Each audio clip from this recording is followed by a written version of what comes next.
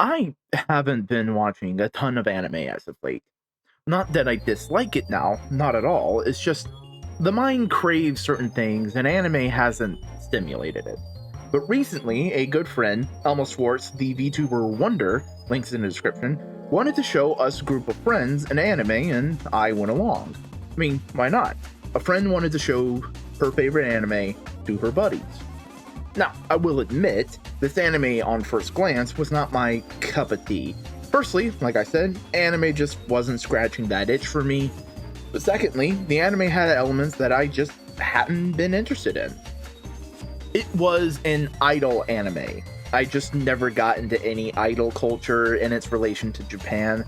A brief reason why is that the music they produced never linked up with my tastes. A myriad of girls they just throw in your face asking you to attach to one felt really impersonable. And realistically, while it has little to do with anime idols, I learned just how these companies and their fans treat these idols. It was also Magical Girl. This is less severe than the idol stuff. Honestly, I just never connected to it. Not to say I never seen any Magical Girl anime growing up. I did watch Cardcaptor Sakura on Kids WB. I just gravitated to other stories. And the last little bit of I would never voluntarily seek out this anime stuff was simply that it was Yuri. Now, before you raise the red flag, let me explain. I have read and enjoyed several Yuri manga. However, they were more often than not the ones that starred adult characters with more mature situations, often written by lesbian. In point, I didn't like the Yuri written to be wank material for straight dudes. But why, considering I am a straight dude? Well, it just felt cloying, sweet, like dumping a metric ton of sugar down the gullet. And well, seeing as it was a lesbian story for a straight male audience, to me it felt like there was an element of voyeurism, like a peeping Tom. And that just doesn't feel good to me. Heck, I feel bad when I come across a thirst trap, think, wow, that looks attractive, and then realize that it's almost exclusively made for a non-cis male audience. I feel like I shouldn't even be there, so yeah, I tend to avoid Yuri. So I got into the voice call, as one does with their internet friends. To watch an anime I had a feeling I wouldn't really dig, but could find some enjoyment out of. And well, after seeing all of it, I wouldn't say it's my new favorite anime, but I would say it's at least in my top 25. It was really good. Not even better than it had any right being good, just really good. A solid story about young girls dealing with the pressures of the arts, performance, and their relationships with each other. The show stars a group of girls who all go to a performing arts school, all of them aiming to be the lead at their annual show. This in and of itself can be a compelling drama, but they aim for the top via Magical Girl tournaments to see who truly is a star. Each episode roughly tackles one of the rounds in the long process of audition, usually focusing on one or two of the girls at a time for development and exploration of the themes that they bring to the table. The battles themselves are combat, but are framed in a dreamlike logic of infinite machinery running an entire theater company. On this stage, the girls ready their weapons, ready to give anything and everything to get their goal. I'm sure from just my brief summary that there is some interesting thematic stuff at play here, pitching the arts world as a battle to be seen or heard, fighting tooth and nail just for a chance at getting a part. And while I will dive into it, each girl has their own weapon, similar to how each actor has their own strengths and weaknesses. But on this stage itself, there's something interesting about the manufactured nature of all of this. They don't need to fight. I recognize that the core idea of the show is to see them fight. What I mean is, they could have regular audition processes. Find the best performer for the role. Hundreds of actors do this in real life, unless they are having magical fight clubs behind the scenes, and in this case, why couldn't I watch those? No, the battles also show how much this role is important to them. So, I reviewed Kamen Rider Geats Weekly, and in that show, they repeatedly talk about how one has to fight for your desire, how what you want will not just land in your lap, but you have to work for it. And Starlight is playing with the same idea.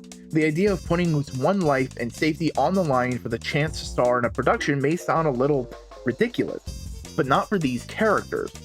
which also reflects some real-world lengths some actors will go through to get or achieve a role. And that way, these battles may not just be fights, but excessive dieting, exhaustion, participating in something till your body goes out.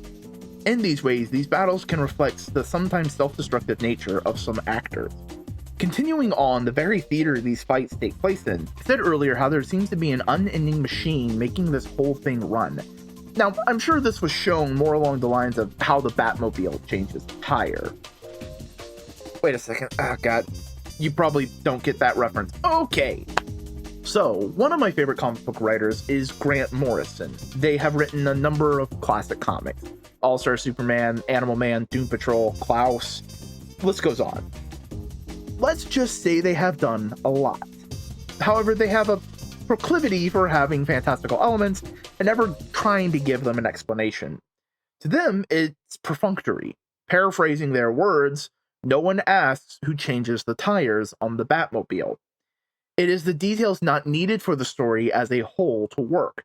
They are introduced simply to add a feeling of realism to the work. But when you are working with a fantasy concept, these details of reality could more likely bog down the story with needless fictional encyclopedic facts. But back to the machinery. It could have easily just been some detail used as a visual flair while giving a simple explanation how everything works. However, there is a less charitable way of looking at it. All the girls are aiming for the top roles. Of course they are. They are actors. However, there could be some implication that the performance is all the show needs, treating the rest, who would put it together, as nothing but behind-the-scenes machinery, focused solely on themselves and not the show as a whole. And now, again, this is a very uncharitable interpretation. But ultimately, the stage is just that, a stage for the story to take place. But what is a stage without its players? The girls that battle it out are our true focus, each of them decked out with a uniform, a fancy hair charm, and a weapon. Now, I wonder if those mean anything in a vain attempt to segue to the next section where I talk characters, their thematic symbols, and their arcs and how they relate to the major themes of growing up, the searching of perfection and performance, and their intermingling of friendships and the same gender romantic relationships. The anime follows a core cast of 9 girls as they navigate school life, the pressures of performance, and well, the elaborate battle royale they fight in a secret magical basement. Each of these girls are given a combat uniform, a weapon, and for some, an additional accessory that has some deeper meaning relative to them. These battles they fight are not just for the sake of the lead role as the show initially states, but are also reflective of their interpersonal relationships. I go back to what my friend Elma said that day. She states that multiple of the girls are in relationship, and that all of them resemble different times of the relationship. You know those phases, the honeymoon, the long-standing, the old married couple. But seeing as they're all high school girls, these relationships don't resemble the length of time. It does show how comfortable they are with their partner, or the challenges they will need to overcome in communicating with them. Let me show you what I'm talking about. And spoilers, by the way, I will be diving pretty much all of the main characters' character arcs. Let's take a look at the pair Futaba Isuragi and Karuko Hanayagi. These two have some of the more interconnected stories of the show. Karuko is the granddaughter of a well-known traditional Japanese dance school. She was raised in the world of the arts. In many ways, she is royalty, a prim and proper princess who would like to take the lazy approach. The one often facilitating, while also chastising that laziness, is Futaba Isuragi, a childhood friend of Karuko. She has been the ever-supportive companion, waking her up, giving her rides on a motorcycle she bought to make travel easier. She does all of this in the hopes to one day see her bloom, to see her friend's talent become all that it can be. However, as we enter the story, there is tension. After years of this give and take, a strain has appeared, with Futaba feeling as if she is nothing but a caretaker, and Karuko stagnating in her artistic study due to several facets, namely being the level of her raw natural talent, and that she could fall back into her family's dance school. The way these two characters are presented expertly shows this. They both carry pole-armed weapons. Now, if you know your war history, you will know that pole-armed weapons such as spears, pikes, and halberds are more often the weapons of knights and the soldiers that they command rather than swords, and thus are duo. Karuko uses the naginata. These were pole weapons with long curved blade at the end, and these were used by noble women called Onamusha. No, not the Capcom game, that is Onimusha. Her using this weapon showcases the perceived idea of her station in life. Meanwhile, Futaba uses a halberd. It is a pole weapon from Europe and is used in a wider variety of people, but are often associated with guardsmen today. These two weapons show their shared connection with each other, being on the surface similar. The bladed parts, however, could indicate what they expect themselves in the relationship: a noble woman and her guard. The fact that they are both poled weapons could also be a reference how they had a hard time communicating the anxieties they had with their situation, seeing as their weapons are made to keep things at length. This perceived idea of status could also bleed into the color palette of their battle uniforms. Karuko is draped in purples, often a color associated with royalty, while Futaba wears what looks to be simple uniform, like what most of the girls have. However, there is a stripe of purple in her skirt, a showcase to the one that she has devoted herself to, or maybe even a hint at her own talent that is longing to come out. Even their names are references to this dynamic. Karuko's surname is Hanayagi, which means roughly flower or blossoms and willow, while Futaba's name is a pear and leaf. Together they make a whole plant. They may bicker like an old married couple, but they rely and support each other. The last little bit of symbolism on this girl is the belt buckle.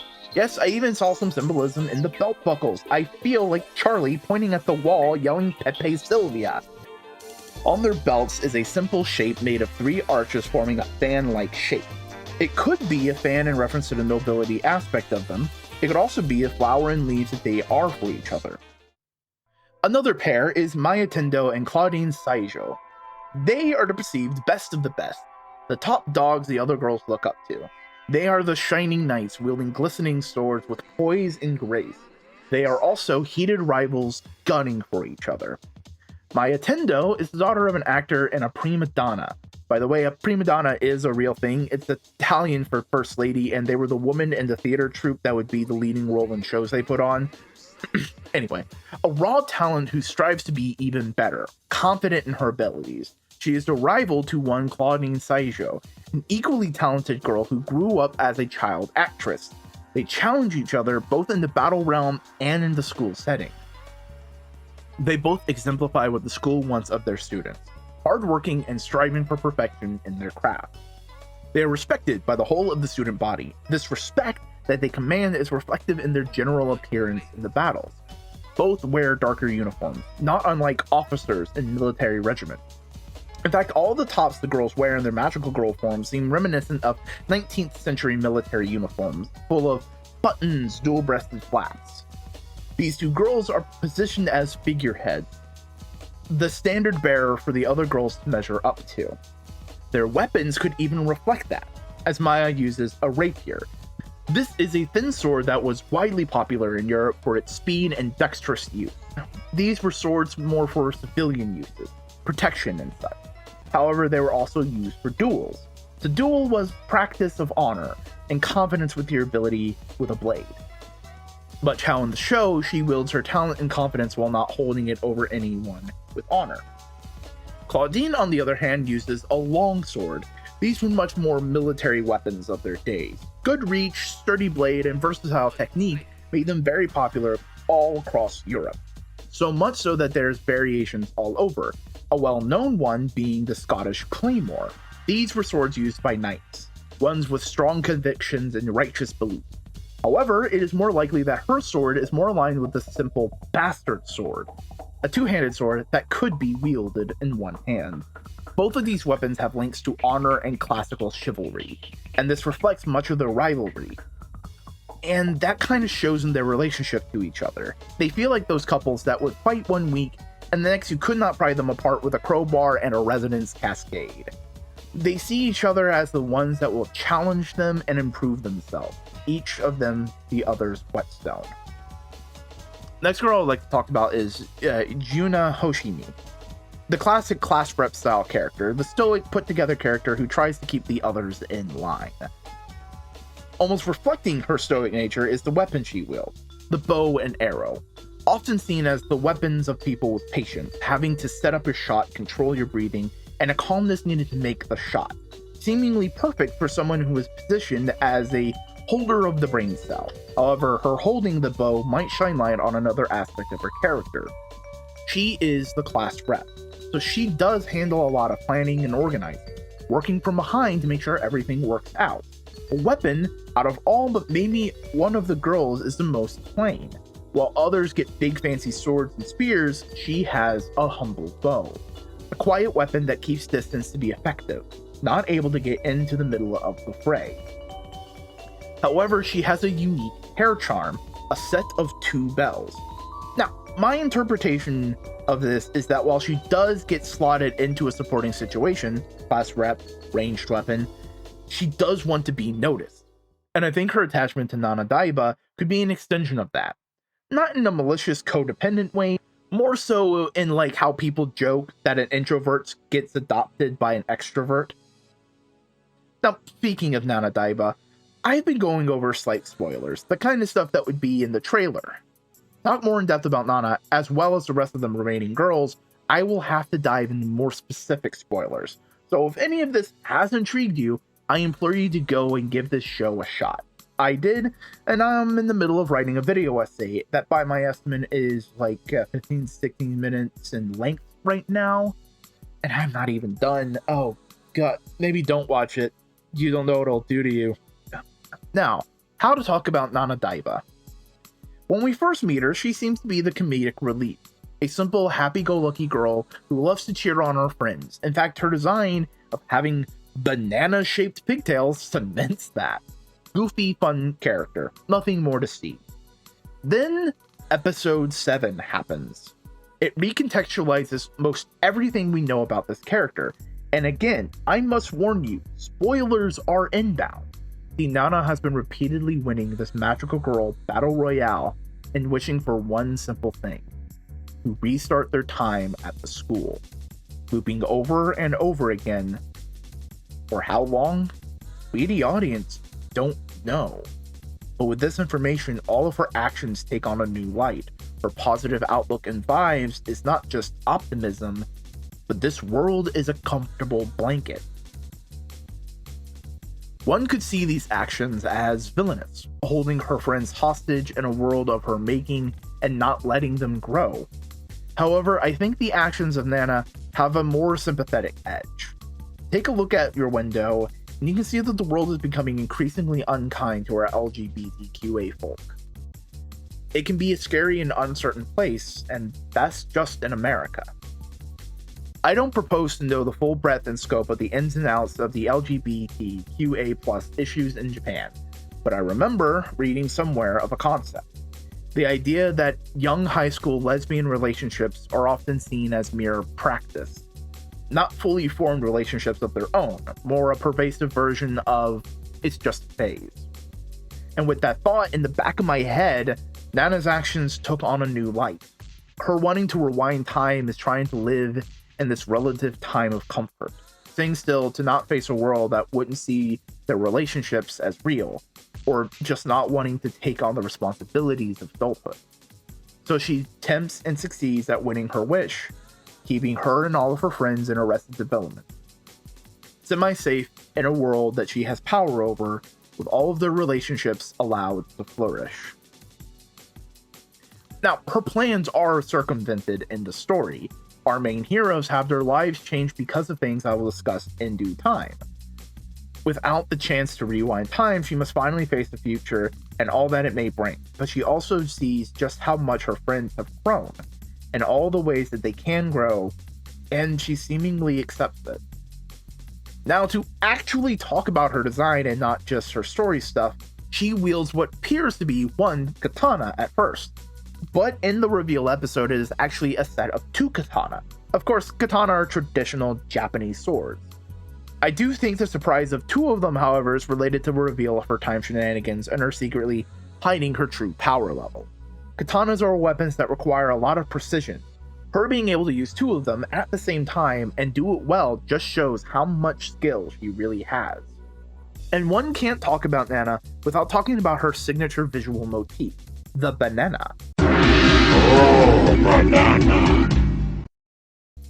Nana has 2 simple pigtails that resemble a bunch of bananas. At first breath, this is a simple little gag. Her name is Nana, she has bananas, cute stuff.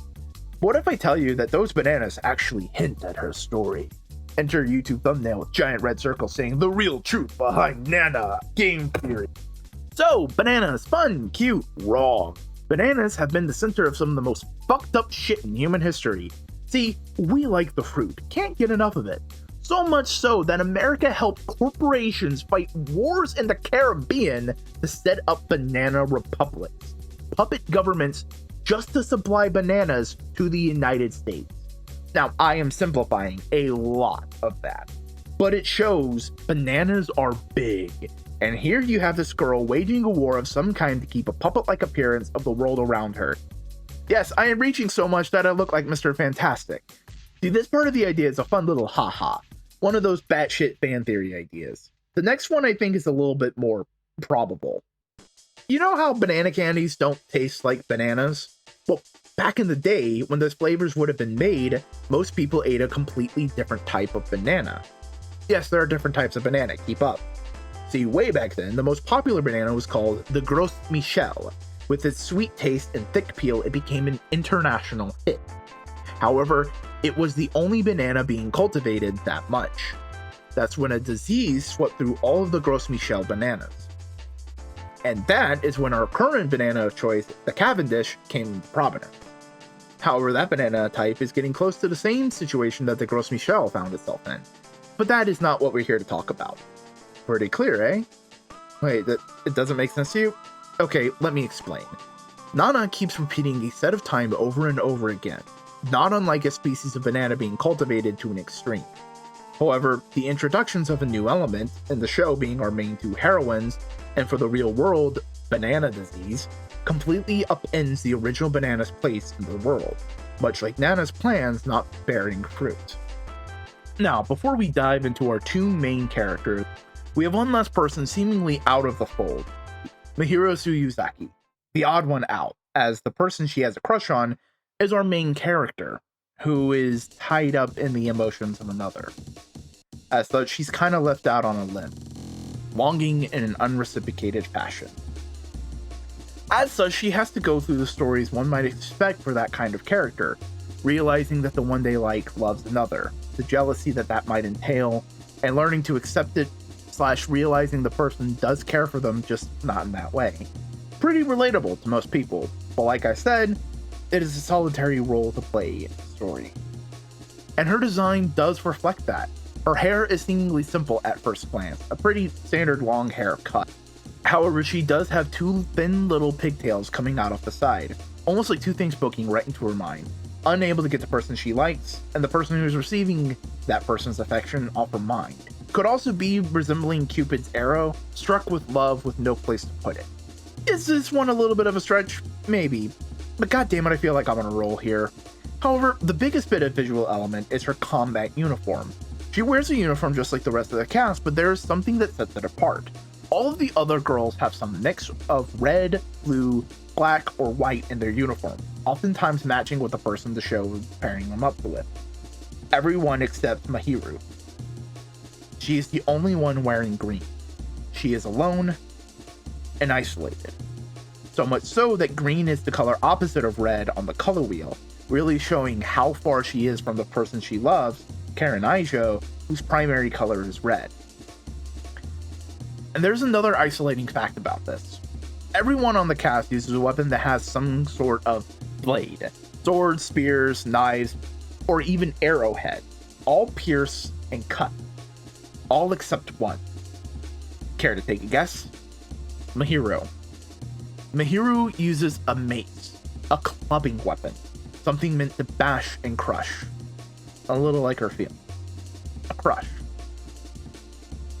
And with all of these characters fighting on, we have our main duo, front and center for all of us to see their desires and the arts, their relationship, and the effort they put into the world. Our heroes, Hikari Kagura and Karen Aijo, two childhood friends. They were separated in their youth, reunited in the School of the Arts, but not everything is as it could be. Hikari Kagura is a returning student, having lived abroad for many years.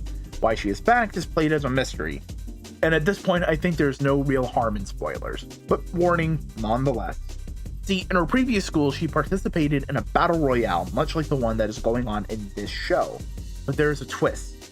These games result in the desires of those that lost being taken from them and placed in the winner.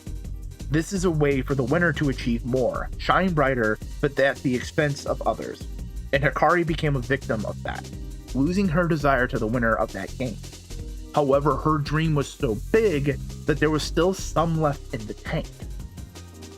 And all of this is shown in her design. In her regular outfit, she has 2 hair clips, both of them stars. However, one is much smaller. This is her and her childhood friend, Karen Aijo. They made a promise when they were young to become actresses. However, because of that incident I mentioned a moment ago, Hikari gave up a lot of that desire. It is much smaller in comparison. It also shows just how much of an influence Karen has on Hikari, being the large, shiny person. However, when she transforms, the stars are the same size. Hikari is showing her resolve to not let this game continue to chew and spit up girls like it did at her old school. She sees herself as an equal to all. There are other aspects of her uniform that are also illuminating. She has a sash crossing her chest, a detail a lot of the girls have. However, hers is a sash of red, the primary color of Kari, showing that she is in her heart, and a detail directly mentioned in the show, and what probably led me down this entire rabbit hole, is her weapon. She carries a simple knife at first, the results of having most of her desire taken from her. What remains can only muster that up as a weapon. However, as the season goes on, she hardens her resolve and deepens her relationship with the entire cast.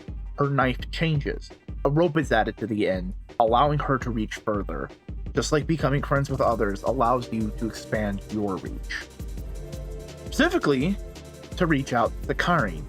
Now this may surprise you, but Karin, despite or in spite of being the main protagonist, doesn't seem to have a super ton of symbolism in her design. That's not to say that she has none. In her normal clothes, she has a hairpin that resembles a crown. To us, the audience, it's clear that the crown is because she's the main character. That crown remains when she transforms into her uniform. It's still a crown, but it's turned into a real 3D object. It shows that her desire was a little flat before, unsure of exactly how to do what she wants, but in battle, it is more fully realized, a fully formed want and a way to get it. She grabbed that crown and placed it upon her head. But really, the rest of her costume reminds me more of a Super Sentai. She has the most red of any girl, again showing her position as the main character. So what? Is all of this to say that Revue Starlight some godsend of symbolism? Well, partially, yeah. It is really good. The moment I noticed one thing, it snowballed further and further. While watching, I would point out one thing, and the others watching would immediately point out something else. These designs are amazing in their intentionality and depth. But this is not the only piece of art to do this. No, I want you to go out and see what the artists have put into their work. Because this show, well, shows just how much blood, sweat, and tears goes into making art. The human struggles we all go through are amplified when you have to put it on the page. There might be details like this all over the place. You just have to look and reward the artist's dedication. Big thank you to my Patreon supporters, Esconde,